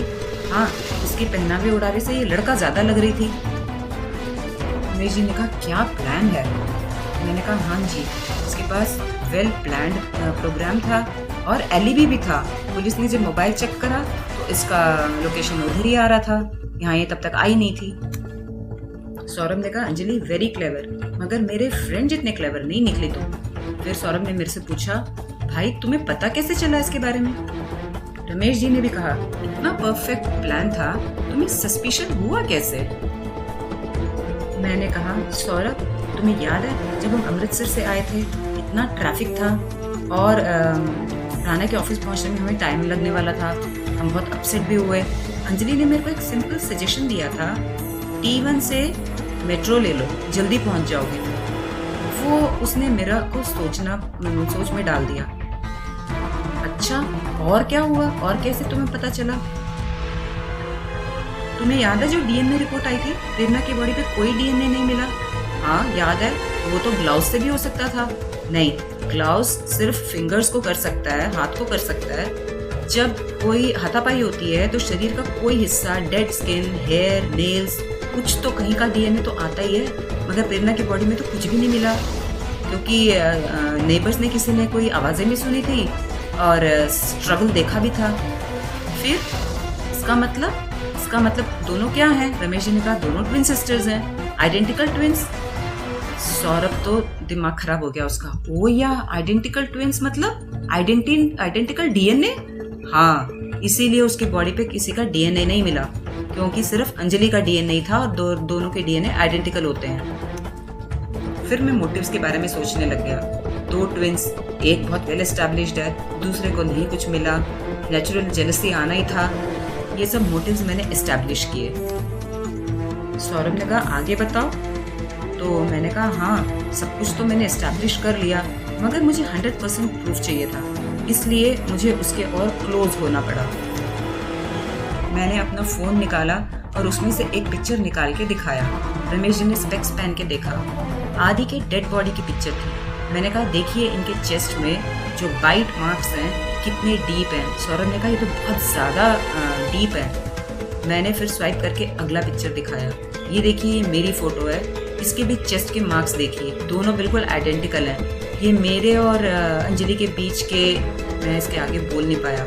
सौरभ ने कहा ये कब हुआ? मैंने कहा छोड़ो, जब भी हुआ, बट ये दोनों आइडेंटिकल हैं। रमेश ने कहा तो तुम्हें ये भी पता है कि मेरा भाई कैसे मरा? मैंने कहा जिस दिन अपने आदि को डांटा था वो बहुत टूट गए थे। अंजलि उनसे मिलने गई थी बाद में। वो बिल्कुल अपने साफ दिल से आके आपको कन्फेस करना चाह रहे थे कि अंगूठी उन्होंने चुराई थी, मगर उन्होंने प्रेरणा को मारा नहीं था। मगर अंजलि ये होने नहीं देना चाहती थी। वो अगले दिन सुबह आदि के जॉगिंग जाने से पहले फिर से उनसे मिलने आई थी। दोनों ने आपस में प्यार किया, दे हैड रिलेशनशिप, और उसने सजेस्ट किया अंजलि ने कि वो हीरोइन लें। उसने उसको आदि को ओवरडोज दिया, वो पास आउट हो गया, उसके बाद भी उसने उसको और ओवरडोज किया, है ना अंजलि? अंजलि ने कहा हाँ मैंने किया, मगर ये बेटर है उससे, उस आदमी से जिसने एविडेंस के लिए प्यार किया हो, सिर्फ मुझे पकड़वाने के लिए। रमेश जी ने कहा तुमने आदि को भी मार दिया? You slept with him? He was shocked. Indu ने कहा तुम्हारा आदि के साथ अफेयर था? मैंने कहा रमेश अंकल, वो उसकी जेलसी एक कारण थी और ये सब कुछ प्रेरणा को पता था। किसी भी दिन वो आपको आके ये सब बता देती। ये दूसरा कारण था प्रेरणा को रास्ते से हटाने का। बिंदु तो टूट गई। इतना सब? ये सब तो सिर्फ महज थ्योरीज लगती हैं। बिंदु ने कहा तुम मेरी बेटी को जेल भेज दोगे इसके लिए? नहीं, ये तो सिर्फ थ्योरीज हैं। तुम्हारे पास सबूत क्या है? सौरभ ने कहा ये सब सबूत नहीं है, उसने खुद कन्फेस किया है। मैंने सौरभ को इशारा किया शांत रहने दो। हाँ मुझे पता है बिंदु आंटी, कोर्ट में सबूत चाहिए होता है, इसीलिए मुझे इतना समय लग गया। एसीपी राणा ने हेल्प किया था मेट्रो से सबूत हासिल करने के लिए। रमेश जी ने कहा वहाँ से क्या सबूत? To get the CCTV coverage of 17 October from the magenta line. मैंने सीसीटीवी कैमरा फुटेज को प्ले करके दिखाया। सेम जैकेट पहनी हुई अंजलि खड़ी थी मेट्रो के अंदर, कालकाजी मेट्रो स्टेशन पर। वो प्रे कर रही थी, वो कैप्चर हुआ था उसमें। अंजलि खड़ी हो गई। Okay the game is over, अब तुम क्या चाहते हो? वो लोग मुझे मार डालें? नहीं, जुडिशियल सिस्टम ऐसे नहीं वर्क करता। एसीपी राणा और इंस्पेक्टर सिंह आ रहे हैं, रास्ते में हैं। सबके होश उड़ गए। सौरभ ने कहा मगर एक बात तो है, पुलिस ने नम्रता का फोन इधर न्यू फ्रेंड्स कॉलोनी के मार्केट में कैसे ट्रेस किया था, ये तो समझ में नहीं आया। तब रमेश जी बोल पड़े, वो मेरी वजह से, मैंने ही नम्रता को यहाँ बुलाया था कि प्रेरणा बिटिया पैसे देने को मान नहीं रही है, तो डिस्कस करने के लिए बुलाया था कि क्या किया जाए। मेरे बुलाने पे नम्रता यहाँ आई थी। तभी पुलिस के गाड़ी की सायरन्स की आवाजें आने लग गई। बिंदु आंटी रोने लग गई और अंजलि को उन्होंने गले लगा लिया। ऑफ कोर्स अंजलि का कोई रेसिप्रोकेशन नहीं था, बल्कि वो मुझे घूर रही थी। फाइनली मल्होत्रा हाउस में न्याय पहुंच गया था। 2 दिन बाद मैं ऑफिस में अपने क्यूबिकल में बैठा था। जेकब ने आके बोला तुम लोगों ने करवा चौथ का केस सॉल्व कर दिया। I was surprised. मैंने कहा आपको कैसे पता? उन्होंने कहा ये लो, सब पेपर्स में आया है। वो पेपर मेरे पास रखकर चले गए। मैंने आर्टिकल देखा, सब कुछ डिटेल में लिखा हुआ था। मेरा और सौरभ का नाम भी था और हमारे छोटे पिक्चर्स भी डले हुए थे उसमें। पास वाले क्यूबिकल में सौरभ को मैंने कहा, अरे ये तुमने देखा पेपर में क्या आया? उसने कहा, देखा, मैंने तो करवाया। क्या मतलब? और क्या, इस बार मैं पुलिस को सारा क्रेडिट थोड़ी लेने देता।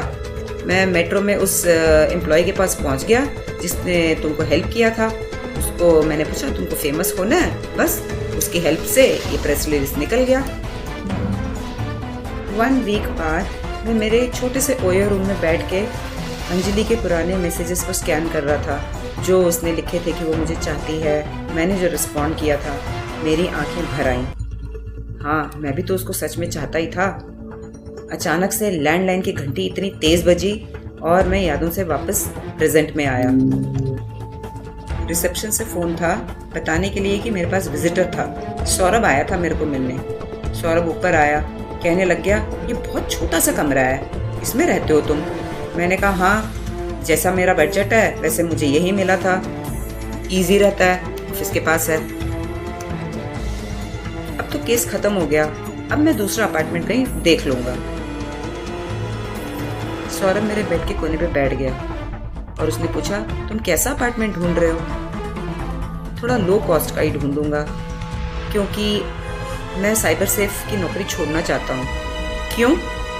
जेकब से ज्यादा बेवकूफ बनने वाला बॉस हमें कहाँ मिलेगा? और ऐसा नहीं है, मैं कुछ ऐसा काम अब नहीं करना चाहता हूँ जिसमें मेरा दिल नहीं हो। मेरी एक ही जिंदगी है और मैं उसे अच्छी तरीके से बिताना चाहता हूँ। तो तुम क्या करना चाहते हो? मैं जी डिटेक्टिव को चलाए रखूंगा। अभी जो केस सॉल्व हुआ वो हेल्प करेगा, अच्छे केसेस मिलेंगे। और फ्री टाइम में मैं आईपीएस की तैयारी करना चाहता हूँ। आईपीएस की? पुलिस की? सौरभ ने कहा, हाँ, मैं पुलिस की तैयारी करना चाहता हूँ, क्योंकि मैं थक गया हूँ हर चीज के लिए पुलिस के पास भागना और काम वहां करवाने में मुश्किल होना। मैंने कहा, तुम भी ऐसा सोच सकते हो, तुम भी तो अच्छे डिटेक्टिव हो। थोड़ी देर रूम में शांति छा गई। फिर सौरभ ने बोला, क्या तुम अंजलि को चाहते थे? मैंने उसकी ओर देखा, फिर कहा, हाँ, मैं चाहता था। तो सौरभ ने कहा, आई एम सॉरी, सब कुछ ऐसा खत्म हो गया। मैंने कहा, केस ज्यादा इम्पोर्टेंट था। अंजलि से ज्यादा मैं तुम्हारी चिंता करता हूँ और मैं तुम्हें न्याय जरूर दिलाना चाहता था। सौरभ ने मेरी ओर देख के पूछा, भाई, क्या तुम मेरे साथ रहने आ सकते हो मेरे अपार्टमेंट में? व्हाट? सौरभ ने कहा, हाँ, इसीलिए मैं आज आया था। अकेले रहना बहुत मुश्किल है, आई फील वेरी लोनली। मेरे पास एक छोटा सा स्पेयर बेडरूम है, तुम उसे आईपीएस की तैयारी के लिए यूज कर सकते हो ना? मैंने कहा, Saurabh, that's very nice of you, मगर मैंने सोचा था कि तुम। सौरभ ने बीच में ही बोला, मैं पहले ऐसे सोचता था, मैं इडियट था, मगर आसान नहीं है। मैं अकेले नहीं रह सकता हूँ, अपने बेस्ट फ्रेंड से दूर तो मैं बिल्कुल भी नहीं रहना चाहता हूँ।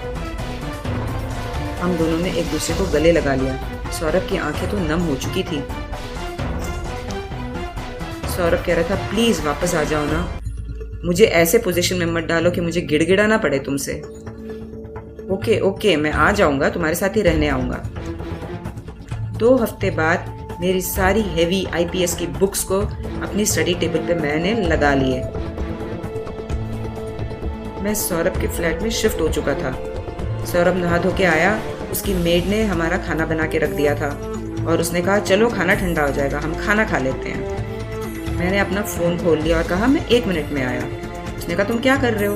मैंने कहा, मैं टिंडर डिलीट कर रहा हूँ। क्यों? किस लिए? नहीं, अब मुझे एक प्रॉपर रिलेशनशिप नहीं चाहिए, नहीं तो कोई भी नहीं चाहिए। हम दोनों ने हाई फाई किया, वी रोल्ड इन लाफ्टर। प्यार तो हम दोनों से बहुत दूर ही दिख रहा था, मगर हमारे पास एक और अच्छी चीज थी, हमारे पास हमारी एक दूसरे की दोस्ती जो थी। चलिए दोस्तों, यहाँ ये नॉवल का दी एंड हो चुका है। कैसे लगा आपको नॉवल? बताइएगा जरूर। Bye bye.